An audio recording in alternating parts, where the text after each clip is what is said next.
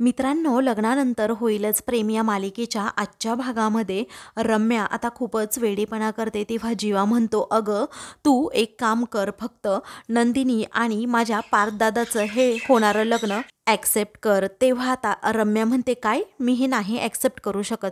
तेव्हा जीवा आता खूपच फोर्स करू लागतो. तेव्हा रम्या म्हणते की हो, करते मी ॲक्सेप्ट, चालेल, करते मी, काही हरकत नाही. जीवाला जरा आनंद होतो. मग आता ती म्हणते, त्या अगोदर ना माझ्या प्रश्नांची उत्तरं दे, मग मी हे लग्न ॲक्सेप्ट करते. तेव्हा ती विचारते, मला एक सांग, पार्थच्या आवडीचा रंग कोणता? तेव्हा तो म्हणतो ब्ल्यू. ती म्हणते ब्ल्यू नाही तर ब्लॅक आहे. तेव्हा आता जीवा एका क्षणी शांतच राहतो. त्यानंतर आता रम्या विचारते, त्याला गर्दी आवडते की एकांत? मग जीवाला तेही उत्तर देता येत नाही. तेव्हा ती म्हणते, त्याला फक्त एकांत आवडतो. आता पार्थच्या प्रेमात वेडी झालेली रम्या सगळं काही पार्थबद्दल आता जीवाला सांगू लागते आणि म्हणते, माझ्या पार्थला ना समुद्र आवडतो आणि त्याला रात्री जुनी गाणी ऐकायला खूप आवडतात आणि माझ्या हातच्या सिनेमन कॉफीशिवाय तर तो राहूच शकत नाही. आणि तुला माहित आहे का जीवा, अरे मी बनवलेल्या कच्च्या वांग्यांचं भरीत जर केलं ना तर तो अक्षरशः बोटं चाटून खातो आणि त्यामध्ये फोडणी दिलेली त्याला अजिबात चालत नाही. बरोबर, कुठल्याही इलेक्ट्रॉनिकच्या वस्तूवर धूळ बसलेली तर त्याला अजिबात आवडत नाही. त्याला ना शेंगदाण्याची ॲलर्जी आहे आणि रात्री झोपताना त्याला थोडंसं तोंड उघडं करून झोपण्याची सवय आहे. अरे रात्रंदिवस बसता उठता त्याला काय हवं आणि काय नको ते सगळं आणि सगळं मला माहीत आहे आणि यातलं त्या नंदिनीला काय कळणार आहे, सांग ना आता. तेव्हा जीवा आता निरुत्तर असतो. तेव्हा त्याला काहीच कळत नाही की रम्या एवढी पार्थच्या प्रेमामध्ये वेडी झाली आहे की तिला आपल्या पार्थदादाबद्दल सगळं काही माहीत आहे. त्यानंतर ती आता म्हणते, तुला माहीत नसेल परंतु जीवा, मी आणि पार्थ आहे ना, आम्ही एकत्र चालायला शिकलो आहोत. मग त्याची अशी ही पावलं माझ्या पावलांबरोबर एकत्र का पडत नाहीयेत? आम्ही एकत्र हात धरून शब्द गिरवायला शिकलो. मग माझे हेच शब्द त्याच्यापर्यंत का पोहोचत नाहीयेत? सांग ना जीवा, का पोहोचत नाहीयेत? भातुकलीच्या खेळामध्ये अरे मी त्याची बायको होऊन संसार मांडला आहे मी. त्याचबरोबर गोकुळाष्टमीला तो कृष्ण आणि मी त्याची नेहमीच राधा झाले आहे. हे सगळं मला आठवतंय, माझ्या सगळं काही लक्षात आहे. जीवा एक काम कर ना, तू बोल ना पार्थ बरोबर, त्याला या सगळ्याची आठवण करून दे, त्याची समजूत घाल. त्या नंदिनी बरोबर लग्न करू नको असं सांग त्याला, कारण माझंच फक्त त्याच्यावर प्रेम आहे आणि माझाच फक्त त्याच्यावर हक्क आहे, म्हणून माझ्याबरोबर त्याला लग्न करायला सांग, असा फोर्स आता रम्या जीवाला करू लागते. हे ऐकून आता जीवाला खूप मोठा धक्का बसतो. तेव्हा जीवाचा हात घट्ट पकडत आता ती म्हणते, तू सांग ना त्याला प्लीज, आणि माझ्याशी लग्न करायला सांग ना त्याला प्लीज, तूच कन्व्हिन्स त्याला करू शकतो, असं म्हणून आता रम्या इमोशनली फोर्स करते. हे बघ, माझ्या खऱ्या प्रेमाला तू न्याय मिळवून दे प्लीज, असं रम्या आता सारखी सारखी जीवाला म्हणते. त्यानंतर आता जीवा हात सोडत असतो. त्याच वेळी आता रम्या म्हणते, तू कधीतरी खरं कुणावर प्रेम केलं असेल ना, त्या प्रेमाची तुला शपथ आहे, आता जा आणि तुझ्या भावाला समजाव प्लीज, असं म्हणून ती खूपच रडते. तेव्हा जीवा आता तिचा हात सोडतो आणि लगेच तेथून जायला निघतो. त्याला आता खूप मोठा शॉक बसलेला असतो, कारण आता रम्याने ज्या प्रकारे सर्व फोटो वगैरे कपाटात ठेवलेले असतात, त्याच्या सर्व आवडीनिवडी ज्या तिलाच माहीत असतात, हे सगळं काही तिने जेव्हा सांगितलेलं असतं तेव्हा आता जीवा हा खूपच विचार करू लागतो. तर त्याला रम्याचं बोलणं आठवतं की जर तुझ्या प्रेमाला तू दुसऱ्या कोणाबरोबर पाहू शकशील का?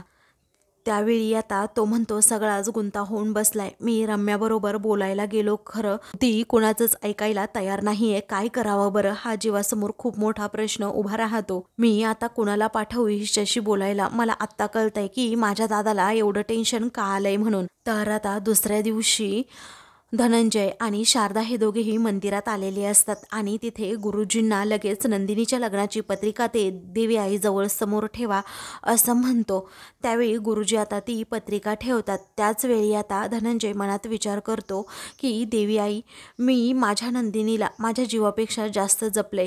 आजवर तिला अनेक स्थळं आली, परंतु पार्थसारखा योग्य जोडीदार तिच्या नशिबात अजूनपर्यंत तरी आला नव्हता. आता हे लग्न अगदी निर्विघ्नपणे पार पडू देत, ही एका बापाची तुझ्याकडे प्रार्थना आहे, असं म्हणून धनंजय आता देवी आईचा आशीर्वाद घेतो.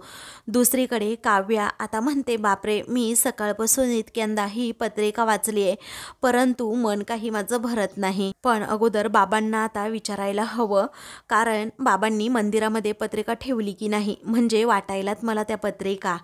तेव्हा ती लगेच आता धनंजयला कॉल करते. मग आता इकडे धनंजय कॉल रिसीव करतो आणि विचारतो, काय झालं काव्या? मग आता ती विचारते, बाबा मंदिरामध्ये पत्रिका ठेवली ना? तेव्हा ते म्हणतात की हो ठेवली. मग आता ती म्हणते की ग्रेट बाबा, आता मी माझ्या कामाला मोकळी. त्यावेळी आता ते विचारतात, आता तुझं कोणतं काम? त्यावरती काव्या म्हणते, माझ्या ताईच्या लग्नाची पत्रिका माझ्या मैत्रिणींना द्यायला नको का? धनंजय म्हणतो, बाळा तुझ्या चेहऱ्यावर एवढा उत्साह दिसतोय. मग आता ती म्हणते, बाबा उत्साह तर असणार ना, कारण माझ्या नंदिनी ताईचं लग्न आहे, आपल्या घरातलं हे पहिलं लग्न, आणि मग ताईच्या लग्नात एन्जॉय तर करायचं आहे, पण कामंसुद्धा तितकेच आहेत ना. आता माझ्या मैत्रिणींना मी सांगणार आहे, बयांनो आहेर नाही आणला ना तरीही चालेल, परंतु आमच्या मदतीला नक्की यायचं, कारण आपल्याला इथे मदतीसाठी कुणी नाही आहे एवढं, आणि लग्न त्यात नाशिकला म्हटल्यावर लांबचा पल्ला आहे जरा. बाबा मी फोन ठेवू का? असं जेव्हा ती विचारते ना, तेव्हा धनंजय म्हणतो, थांब 1 मिनिट, असं म्हणून तो आता तिला विचारतो, देवघरामध्ये पत्रिका ठेवली ना? मग आता ती म्हणते, ताईचं लग्न आहे म्हटल्यावर ताईने ठेवली आहे की पत्रिका? त्यावेळी धनंजय म्हणतो, तू सुद्धा ठेव. अगं आपल्या घरातलं हे पहिलं शुभकार्य आहे ना, त्यामुळे पार्थ नंदिनीच्या सुखी संसारासाठी तू सुद्धा देवाकडे मागणं माग. ती म्हणते, बाबा बरं ठीक आहे, ठेवते मी पत्रिका. तेव्हा ती सुद्धा आता पत्रिका ठेवते आणि पत्रिकेची पूजा करत ती माझ्या नंदिनी ताई आणि पार्थ जिजूंचा संसार अगदी सुखाचा होऊ दे अशी प्रार्थना सुद्धा करते. आणि त्यानंतर पुन्हा एकदा धनंजयला कॉल करून विचारते, काय बाबा आता पत्रिका ठेवली, आशीर्वाद मागितले, आता वाटू का पत्रिका? धनंजय म्हणतो, हो वाट की. दुसरीकडे धनंजय आणि शारदा हे दोघेही खूप खुश असतात, कारण आपल्या पहिल्या लेकीचं लग्न असतं. तर दुसरीकडे काव्या पुन्हा एकदा मागे येते आणि देवी आईकडे प्रार्थना करत म्हणते की माझ्या नंदिनी ताईला आणि पार्थला कायम एकमेकांबरोबर सुखी संसार करू देत आणि त्या दोघांनाही कायम खुश ठेव, कारण ते दोघेही खुश असतील तर माझ्या पण जीवाला आनंद मिळेल. तर दुसरीकडे रम्या अजूनच वेडेपणा सुरू ठेवते आणि ती ॲपल कट करत असते. ती म्हणते की मी एवढं सगळ्यांना समजावते, एवढं सांगते, पार्थला सुद्धा अगदी जीव तोडून मी सांगते की अरे माझं तुझ्यावर आहे प्रेम, पण त्याला समजून घ्यायचंच नाही आहे, त्याला फक्त आणि फक्त डोळ्यासमोर ना त्याची नंदिनी हवी आहे, दुसरं कोणीच नको आहे. असं का करतो ना तो मला कळतच नाही. असं म्हणून ती आता खूपच चिडते. तेव्हा ती आता विचार करते, काय करू मी, कुणाशी बोलू? पार्थ, आई, मामा, जीवा या सर्वांबरोबर माझं बोलून झालंय, आता तर कुणीच उरलेलं नाहीये, काय करू मी? असं म्हणून ती जोरात असतो चाकू असा आपटते. तेव्हा तिच्या मनात आता एक कल्पना येते, जर मी त्या नंदिनीबरोबर जाऊन बोलले तर ती बिथरेल आणि तिचा पार्थवर असणारा विश्वास ढळून जाईल. आणि असं काहीतरी जर तिला सांगितलं की पार्थचं आणि माझं एकमेकांवर खूप प्रेम आहे, तर ती काय करेल? हाच विचार आता रम्या सतत करते. त्यानंतर आता ती खोटारडेपणा करत म्हणते की आता मी नंदिनीकडे जाणार, तिला सांगणार की पार्थचं माझ्यावर खूप प्रेम आहे म्हणून. आणि एका बाईने जर दुसऱ्या बाईला सांगितलं की तुझा होणारा नवरा दुसऱ्याच कुणावर तरी प्रेम करतोय, म्हणजे पार्थ हा माझ्यावर खूप प्रेम करतोय, तेही अगदी लहानपणापासून, तर ती विश्वास ठेवेलच आणि तिला तो विश्वास ठेवावाच लागेल. मग नंदिनी नक्कीच या लग्नातून बॅकआउट सुद्धा करणार असा रम्याचा गैरसमज असतो. निदान 1 दिवस तरी घेईल विचार करायला आणि मग हे होणारं लग्न आहे ना ते पुढे ढकलेल. आता मला हे नक्कीच चालेल असं म्हणून ती सफरचंद खात असते आणि म्हणते की एक एक दिवस असाच माझ्यासाठी खूप महत्त्वाचा आहे, म्हणजे पार्थला कन्व्हिन्स करण्यासाठी मला आणखी दिवस मिळतील, पण हे वर्क होईल ना? असं म्हणून ती आता थोडी शंका मनात काढते. त्यावेळी नंतर आता रागातच ती समोर पाहते आणि म्हणते, नक्कीच वर्क होणारच आणि हे वर्क नाही झालं तरी मला करावंच लागेल. सॉरी नंदिनी, तुला हे लग्न मोडावंच लागेल, कारण पार्थ फक्त माझा आहे आणि माझाच आहे, माझाच इथून पुढे राहणार. मी त्याला तुझं होऊच देणार नाही, कारण पार्थच्या मनात जरीही तू असेल ना तरीही माझ्या मनात पार्थ आहे आणि माझं पार्थवर प्रचंड प्रेम आहे. तुला त्याचं प्रेम कधीही आयुष्यात मिळवून देणारच नाही. जेव्हा ती आता म्हणते ना तेव्हा तिच्या मनात मात्र वेगळंच काहीतरी असतं, कारण काहीही झालं तरी पार्थच्या आणि माझ्या आयुष्यातून नंदिनी या नावाचा काटा कायमचा निघाला पाहिजे असं तिचं आता म्हणणं असतं आणि ती त्याचप्रमाणे आता वागत असते. आणि काहीही झालं तरी मी लवकरात लवकर नंदिनीला भेटणार आणि लवकरात लवकर सांगणारच की पार्थचं आणि माझं एकमेकांवर खूप प्रेम आहे, त्यामुळे या लग्नातून तू काहीही कर आणि बॅकआउट हो. असं जेव्हा मी तिला सांगेल तेव्हा तिची रिॲक्शन काय असेल हे आता रम्या आठवत असते. कारण पार्थ फक्त माझा आणि माझा आहे आणि मी त्याची आहे. आय एम कमिंग नंदिनी असं म्हणून आता तो सुरा आता ती स्वतःसमोर धरते आणि त्यामध्ये ती नंदिनीला पाहू लागते. कारण आता काहीही झालं तरी तिला पार्थचं प्रेम मिळवायचं असतं आणि नंदिनी हा जो तिच्या मार्गातला अडथळा असतो त्या अडथळ्याला दूर करून नंदिनी नावाचा काटा बाजूला करून तिला पार्थ बरोबरच लग्न करायचं असतं. ती आता त्यानंतर काहीतरी मनात विचार पुन्हा एकदा करते आणि लगेच नंदिनीला भेटायला जायला निघते. आता ती आनंद निवासमध्ये गेल्यानंतर तेथे आता वॉचमॅन काका असतात. तेव्हा ते विचारतात आपल्याला कोण हवंय, तेव्हा मला नंदिनीला भेटायचंय असं आता रम्या म्हणते. तर आतमध्ये नंदिनी ही त्या आनंद निवासमधील ज्या बायका असतात त्यांच्याबरोबर काहीतरी कामाची बोलणी करत असते. तर रम्या आता समोर नंदिनीला पाहते आणि रागातच तिच्याकडे पाहत पाहत आपली पुढे हळूहळू चाललेली असते. समोरून आता नंदिनी एक फाईल घेऊन येत असते आणि अचानक समोर असं रम्याला पाहून तिला आश्चर्याचा धक्काच बसतो आणि मग ती आता रम्याकडे खूपच रागात पाहते. तेव्हा नंदिनीला काही वागण्याचा अर्थ कळत नाही. मग आता ती अगदी शांत राहते आणि तिला विचारते काय ग रम्या, अचानक अशी कशी तू इथे. मग आता रम्या जरा रागातच म्हणते अचानक अशा खूप काही गोष्टी घडतात ना. तेव्हा नंदिनी जरा टेन्शनमध्ये येते. मग आता रम्या हसते आणि म्हणते अगं तसं सिरियस काही नाही. पार्थच्या तोंडून खूप वेळा ऐकलंय तुझ्या कामाचं हे कौतुक आणि त्यामुळेच मी तुला आत्ता भेटायला आली आहे. म्हटलं की पाहावं जवळून तुझं काम कसं आहे कसं नाही आणि काम जरा समजून सुद्धा घ्यावं. खरंच खूप छान काम करतेस हा तू. तेव्हा आता नंदिनीच्या जीवात जीव कुठेतरी येतो. त्यानंतर आता एक मिनिट हा असं म्हणून नंदिनी आता ताईंना सांगते या मॅडमसाठी एक कॉफी सांगा. त्यावेळी आता त्या ताई हो असं म्हणतात आणि लगेच तेथून जातात. काही वेळानंतर रम्या म्हणते तू खूप डेडिकेटेड आहे हा तुझ्या कामाबद्दल, एकदम सॉलिड आहेस. अगं नंदिनी मला खरंच खूप कौतुक वाटतं तुझं आणि मी तुझा तो व्हिडिओ सुद्धा पाहिलाय. तेव्हा नंदिनी विचारते अगं माझा कोणता व्हिडिओ आता. त्याचवेळी आता सुमनचं लग्न ज्यावेळी तिने मंदिरामध्ये तिच्या प्रियकराबरोबर लावून दिलेला असतं तो व्हिडिओ आता रम्या लगेच तिच्या मोबाईलमध्ये लावते आणि तो व्हिडिओ प्ले करत नंदिनीला दाखवते. त्याचवेळी आता नंदिनी म्हणते अच्छा हा व्हिडिओ का, अगं ही ना माझी मैत्रीण आहे. अगं तिच्या लग्नामध्ये थोडा प्रॉब्लेम झाला होता ना, तो फक्त प्रॉब्लेम मी सोडवला होता, बाकी काहीच नाही. त्याचवेळी आता रम्या म्हणते बरं बरं मग त्या दुसऱ्या मुलीचं काय झालं, जिचं लग्न तू मोडलं होतंस त्या मुलीचं नक्की. रम्याच्या बोलण्याचा रोख जरा आता बदललेला असतो. नंदिनी आता तिच्याकडे पाहतच राहते आणि विचारते काय माहित काय झालं. पुढे आता रम्या म्हणते अगं तिने सुद्धा स्वप्न पाहिली असतील ना आणि तिलाही सुद्धा तिच्या होणाऱ्या नवऱ्याबरोबर छान असा सुखाचा संसार सुद्धा करायचा असेल.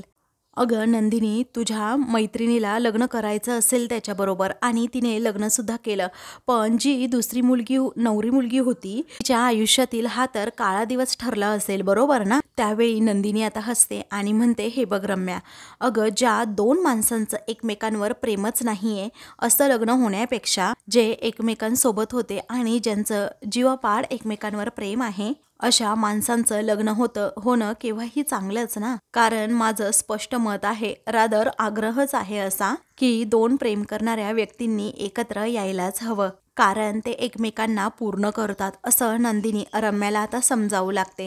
तेव्हा रम्या आता खूपच रागात नंदिनीकडे पाहते. त्यानंतर रम्या आता एकदम शांत राहते आणि त्यानंतर म्हणते हे एकदम बरोबरच बोलली नंदिनी तू, पण हेच जर तुझ्या आयुष्यात झालं तर तू काय करशील हे पण जरा सांगतेस का आता. म्हणजेच ज्या दोन माणसांचं एकमेकांवर प्रेम नाही अशांनी लग्न करण्यापेक्षा ज्या दोन व्यक्तींनी एकमेकांबरोबर वेळ घालवलाय आणि ज्यांचं एकमेकांवर प्रेम आहे अशा माणसांनी लग्न करायला हवं असं तू स्वतः म्हणाली हो ना. मग आता नंदिनी म्हणते हो.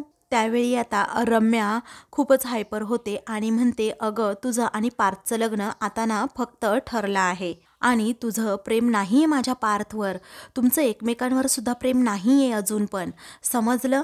अगं माझं पार्थवर खूप प्रेम आहे आणि अगदी जीवापाड मी त्याला जपते. आता रम्याच्या तोंडून हे ऐकून नंदिनीच्या पायाखालची जमीनच सरकते.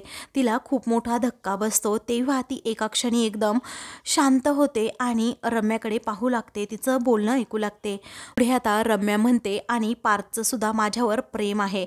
आता असं म्हटल्याबरोबरच नंदिनीला अजूनच मोठा शॉक बसतो. पुढे आता रम्या म्हणते, अगं आमचं दोघांचंही एकमेकांवर प्रेम आहे, मग लग्नसुद्धा आमच्या दोघांचं व्हायला हवं ना नंदिनी? त्यावेळी आता नंदिनी तिच्या हातातून तो हात सोडवून घेते आणि म्हणते की हे काय आता नवीन? तर दुसरीकडे धनंजय आणि शारदा हे दोघेही मंदिरातून बाहेर निघालेले असतात. त्यावेळी समोरच वसू असते. वसूला पाहून आता धनंजय आणि शारदाला मोठा धक्काच बसतो. ते दोघेही आता तिच्याकडे पाहतच राहतात.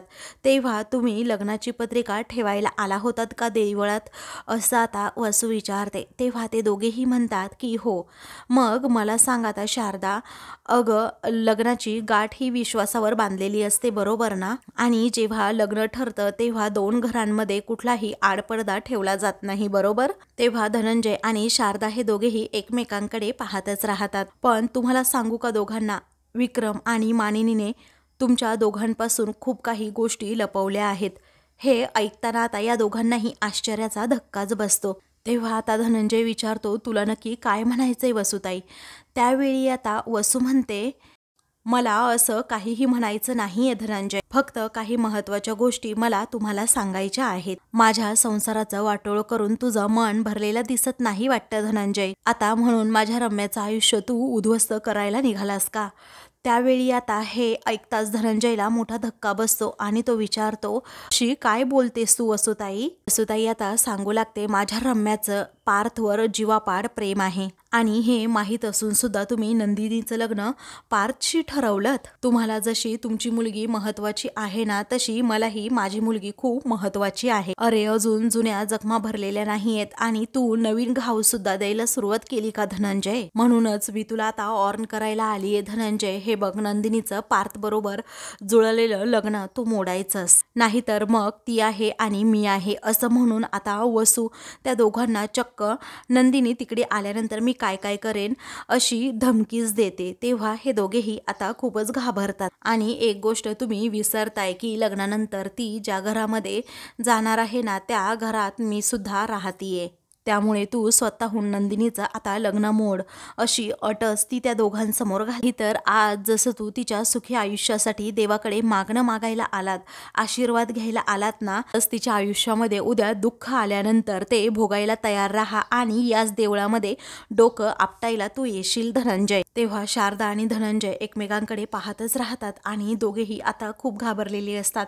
आता नंदिनीची अधिकच काळजी त्या दोघांनाही वाटू लागते आणि त्याचबरोबर विक्रमने आपला विश्वासघात केला हेही त्याला आता समजतं. तर दुसरीकडे रम्या आता नंदिनीला सांगण्याचा प्रयत्न करत असते, माझा आणि पार्थचं एकमेकांवर खूप प्रेम आहे, फक्त पार्थ ते बोलून दाखवत नाहीये. आता हेच बघ ना, माझ्याकडे असणारं लव्ह लेटर, हे बघ, मी पार्थला जे लव्ह लेटर लिहिलं होतं ना ते हेच आहे आणि त्यावर आय टू लव्ह यू असं पार्थने उत्तर सुद्धा दिलेलं असतं, हे सुद्धा त्यामध्ये आहे. हे सगळं आता नंदिनीला जेव्हा ती सांगते आणि दाखवते ना, तेव्हा नंदिनीला सुद्धा आता धक्का बसतो. त्यावेळी रम्या आता पुढे खोटं खोटं सांगू लागते की प्रेमाच्या सर्व सीमा ओलांडून अगदी पलीकडे गेले आहे ग आमचं हे प्रेम. आता थांब, तुला दाखवते हे मंगळसूत्र मला पार्थने माझ्या गळ्यात घातलं होतं, असं म्हणून रम्या आता खोटं मंगळसूत्र सुद्धा तिला दाखवते, जेणेकरून नंदिनीचा विश्वास बसेल की खरंच हे असं काही घडलंय आणि त्यामुळे या लग्नामधून ती बॅकआउट करेल. तेव्हा ती आता नंदिनीला म्हणते की पार्थचं माझ्यावर प्रेम आहे नंदिनी, असं म्हणून ती सारखं सारखं प्रेम आता व्यक्त करू लागते. तेव्हा नंदिनीला आता ते मंगळसूत्र पाहून जरा शॉकच बसलेला असतो. त्यानंतर नंदिनी त्या मंगळसूत्राकडे पाहतच राहते. तेव्हा रम्या आता तिला विचारते, बोल, अजूनही तुला पार्थ बरोबर लग्न करायचंय का? तेव्हा नंदिनी आता त्या मंगळसूत्राकडे नुसती पाहतच राहते, तिला काहीच उत्तर देत नाही. तर आता मित्रांनो, पुढील भागामध्ये काव्या आणि जीवा हे दोघेही एकमेकांना भेटतात. तेव्हा काव्या सांगते की आपलं लग्न कधीच होणार नाही असं तो म्हणाला. तेव्हा जीवाला आता मोठा धक्का बसतो आणि तो काव्याकडे पाहतच राहतो आणि एका क्षणी पद्धतीने घाबरतो, कारण आता रम्याने जे काही त्याला सांगितलेलं असतं की जर तुझं प्रेम तुला मिळालं नाही तर तू काय करशील. तर दुसरीकडे आता वसूने सांगितल्याप्रमाणे धनंजय हा लगेच विक्रमला भेटायला जातो आणि म्हणतो नंदिनी आणि पार्थचं लग्न होऊ शकत नाही आणि या घरची नंदिनी सून होऊ शकतच नाही. तेव्हा विक्रमला आता खूप मोठा धक्का बसतो आणि मानिनीला सुद्धा. तर दुसरीकडे आता रम्या म्हणते तू या लग्नाला नकार दिला ना तरच आमच्या दोघांचं काहीतरी होऊ शकेल. तेव्हा नंदिनी आता ठाम विश्वासाने सांगते की मी या लग्नाला नकारच देणार नाही. असं म्हटल्याबरोबरच रम्याला मोठा धक्का बसतो. अशाच मालिकेंचे पुढील भाग पाहण्यासाठी चॅनलला सबस्क्राईब